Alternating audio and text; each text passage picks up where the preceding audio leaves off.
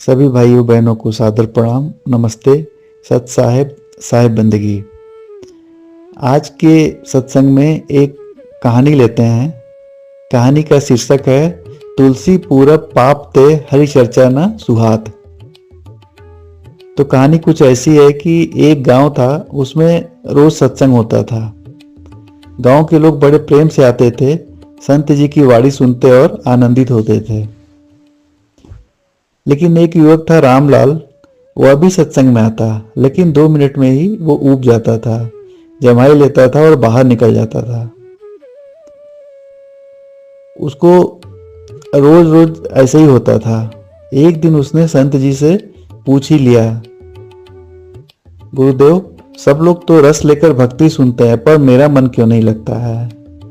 मेरी उम्र भी अभी अच्छी खासी हो गई है, ऐसा भी नहीं है कि मैं बहुत यंग हूं, जो कि दूसरे काम है बहुत सारे, समय भी मेरे पास काफी रहता है, लेकिन मेरा मन क्यों नहीं लगता है? तो संत जी ने उत्तर दिया कि एक दोहा कहा उन्होंने तुलसी साहब का, तुलसी पूरब पाप ते हरि चर्चा न सुहात, ज्यों ज्वर के जोर से भूख विदा हो जात।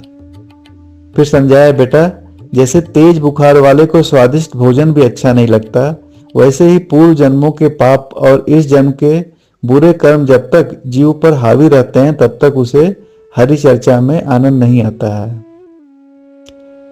तो फिर संत जी ने रामलाल को एक उदाहरण दिया कि कल्पना करो किसी को 104 डिग्री का तेज बुखार हो और सामने उसके मिठाई लाके रख दो, तो उसे देखकर भी उसका मन उचट जाएगा। लेकिन वही व्यक्ति यदि स्वस्थ हो जाए तो फिर वही मिठाई उसे बहुत स्वादिष्ट लगेगी।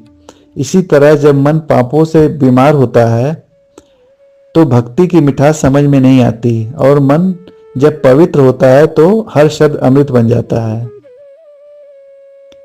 तो रामलाल बोला, तो क्या मैं भक्ति का रस कभी नहीं पा सकता हूँ गुरुदेव? तो संत जी ने कहा, क्यों नहीं बेटा, इलाज भी है और उपाय भी है। बुखार का इलाज दवा है और पाप का इलाज भक्ति। नियमित रूप से हरि नाम जपो, सत्संग सुनो और जीवन में अच्छे कर्म करो। धीरे धीरे मन निर्मल होगा। पहले मन भागेगा, लेकिन जैसे जैसे अभ्यास बढ़ेगा वैसे वैसे रस भी बढ़ेगा। फिर संत जी ने आगे कहा, बेटा याद रखो, पाप का असर बाहर नहीं होता, भीतर होता है। बाहर का सत्संग वही है, लेकिन कोई सुनकर आनंदित होता है और कोई बोर हो जाता है। फर्क उनके अंदर के मन और संस्कार में है। इसलिए अपने भीतर को शुद्ध करना जरूरी है, यही आत्मिक साधना है। संत ने अंत में कहा, रामलाल, आज से तुम हार मत मानना, हरि नाम जपते रहना, सत्संग में बैठे रहना। शुरुआत में कठिन लगेगा, लेकिन एक दिन तुम्हें वही आनंद मिलेगा जो आज तुम्हारे गांव वाले उठा रहे हैं। और सचमुच कुछ ही महीनों बाद रामलाल सत्संग में बैठकर आनंदित होने लगा, क्योंकि पाप का ताप धीरे धीरे उतर गया था।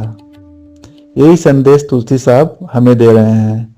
जब तक पाप का भार है, भक्ति में आनंद नहीं आता, और जब पाप धुलते हैं तो हरि चर्चा अमृत बन जाती है। ये तुलसी साहब ने समझाया था एक दोहे के माध्यम से, जो इस कहानी में लेके बताया गया है। तुलसी साहब ने क्या कहा था, तुलसी पूरब पाप ते हरि चर्चा न सुहात, ज्यों ज्वर के जोर से भूख विदा हो जात।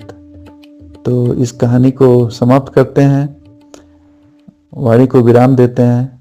सभी भाई बहनों को सादर प्रणाम, नमस्ते, सत साहेब, साहेब बंदगी।